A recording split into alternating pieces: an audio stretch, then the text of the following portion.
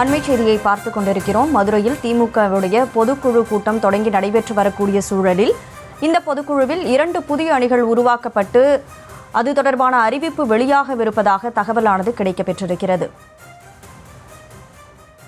கூடுதல் விவரங்களோடு செய்தியாளர் ராஜேஷ் இணைப்பில் இருக்கிறார். ராஜேஷ், வணக்கம். திமுகவை பொறுத்தவரைக்கும் ஏற்கனவே எத்தனை அணிகள் இருக்கு? இப்ப கூடுதலாக 2 புதிய அணிகள் உருவாக்க அப்படின்னு ஒரு தகவலும் கிடைக்கப்பெற்றிருக்கு. அந்த 2 புதிய அணிகள் என்ன? முழு விவரம். வணக்கம். திமுக பொதுக்குழு மதுரையிலே நடைபெற்று கொண்டிருக்கக்கூடிய சூழலில் திமுகவினுடைய இந்த பொதுக்குழுவில் பல முக்கிய அறிவிப்புகள் இருக்கும் என்று ஏற்கனவே நாம் தொடர்ச்சியாக குறிப்பிட்டு வருகின்றோம். அந்த அடிப்படையில் இந்த பொதுக்குழுவிலே பல முக்கியமான அறிவிப்புகள் வெளியிடப்பட இருக்கின்றது. குறிப்பாக ஏற்கனவே இருக்கக்கூடிய பல அணிகளுடன் புதிதாக 2 அணிகள் அறிவிக்கப்பட உள்ளதாக தகவல் கிடைத்துள்ளது. கல்வியாளர் அணி என்று ஒரு அணி உருவாக்கப்பட இருக்கின்றது. அதே போல மாற்றுத்திறனாளிகளுக்கு என்று ஒரு தனி அணி என 2 அணிகள் உருவாக்கப்பட இருப்பதாக தகவல் நமக்கு கிடைக்கப்பட்டுள்ளது.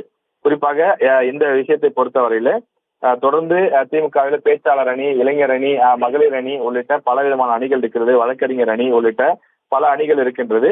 இந்த அணிகளில் கூடுதலாக 2 அணிகள். ஏனென்றால் திமுகவை பொறுத்தவரையில தொடர்ந்து அங்கு பேராசிரியர்கள் அதிகமாக இருக்கின்றார்கள். எனவே பேராசிரியர்கள், ஆசிரியர்கள் உள்ளிட்ட கல்வியாளர்களை உள்ளடக்கிய அணியாக அது இருக்கும்.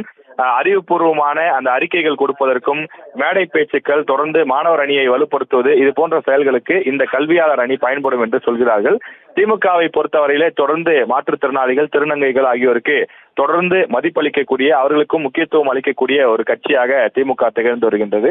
எனவே அந்த அடிப்படையில் மாற்றுத்திறனாளிகளுக்கென்று ஒரு தனி அணி உருவாக்க வாய்ப்பு இருப்பதாக தகவல் கிடைத்திருக்கிறது. எனவே திமுகவினுடைய சார்பு அணிகளாக பல்வேறு அணிகள் இதுவரை செயல்பட்டு வரக்கூடிய நிலையில் புதிதாக இந்த 2 அணிகளும் இருக்கும் என்று நமக்கு தகவல் கிடைக்கப்பட்டிருக்கிறது. இன்னும் அதிகாரப்பூர்வ அறிவிப்பு வரவில்லை. விரைவில் இது தொடர்பான அதிகாரப்பூர்வ அறிவிப்பு வெளியாகும் என்று சொல்கிறார்கள்.